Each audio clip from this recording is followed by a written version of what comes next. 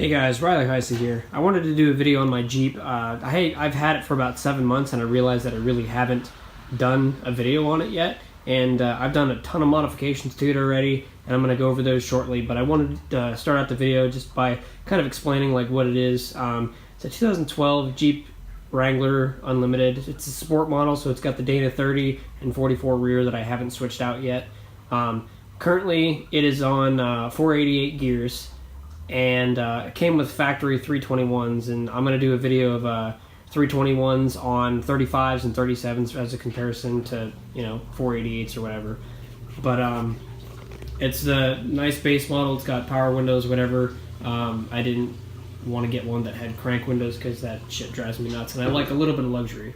So let's get started on the modifications that I've done to it. I have a 3-inch, which actually ends up turning out to be a 3.5-inch Evo plush ride. I have coils all the way around. It's kind of a piece together lift.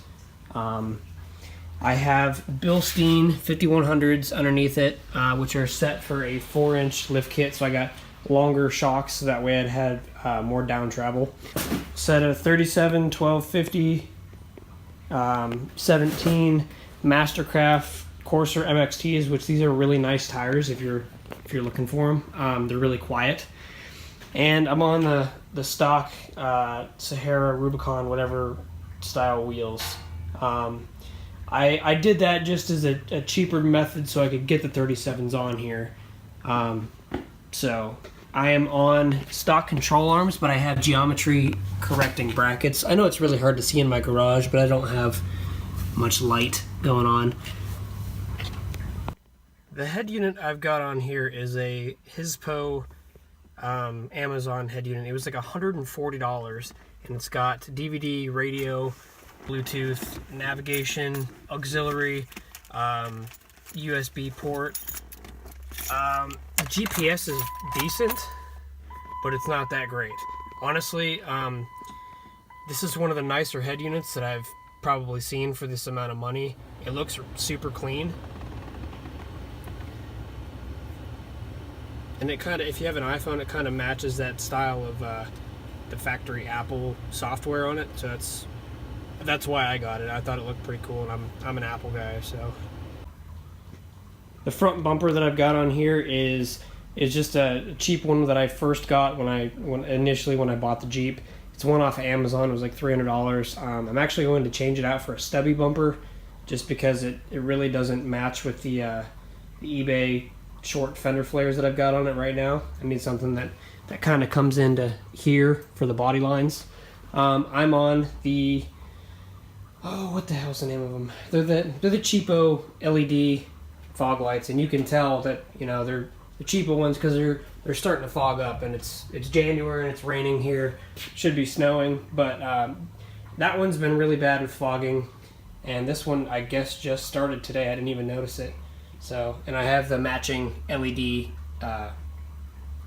fog lights as well.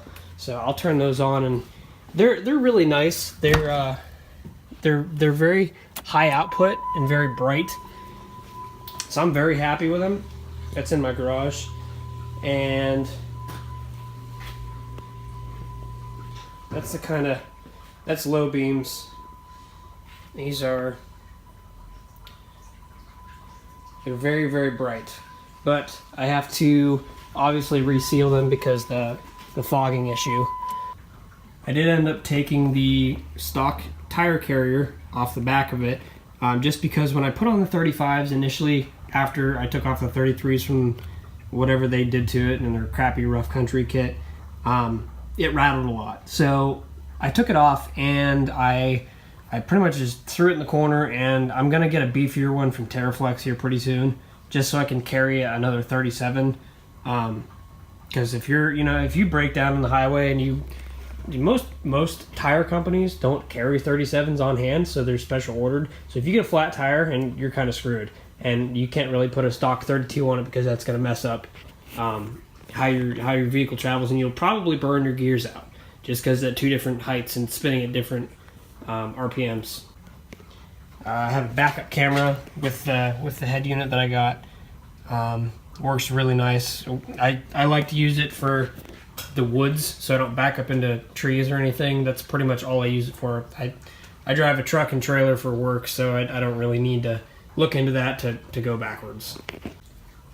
Another thing I did also forget to mention is that I am on 488s, so don't think that I'm on 37's and 321s. I did that for about 2 months, and it was like the worst experience of my life. It was it just had no get up and go. Now I'm on 488s, and it seems to have a lot more get up and go, and it definitely affects your fuel mileage too. If I were going another gear, I would probably, if I did it again, I would probably go 456s just for the fuel economy.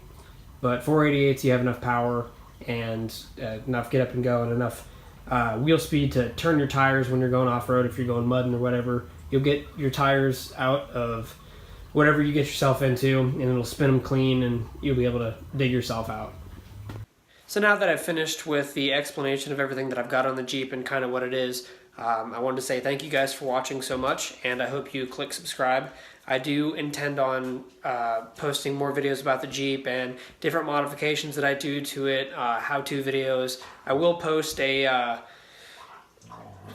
chill out. Hey, my puppies are insane. Yeah, fight over the ball. Yep, get him. Oh, snap. I will post a video explaining gear differences and stuff like that, and kind of first-hand experience of what I had to go through and kind of what I saw and differences in gearing. And I hope to do some wheeling stuff here pretty soon once the weather breaks. So thanks for watching. Appreciate it.